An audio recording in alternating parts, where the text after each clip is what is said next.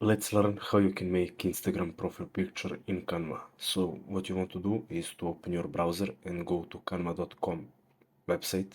This will be your home page. What you want to do is to click on more, and then on this search bar you want to type in profile picture and just click on this Instagram profile picture. And this will lead you to a new page with templates that you can use, so we can go and find someone that suits us the best. For example, I like this one, let's say, or even this one, or even this one. So now when you're here, you can edit, as you can see, for example, this color.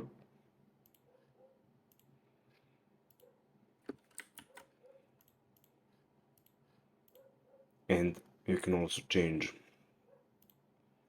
the photo and edit the photo. You can delete it, delete the image and add a new image if you want. After you're finished with this, you just want to go to share and download or copy link. Depends on what you want. So that's it. Thanks for watching and see you in the next video.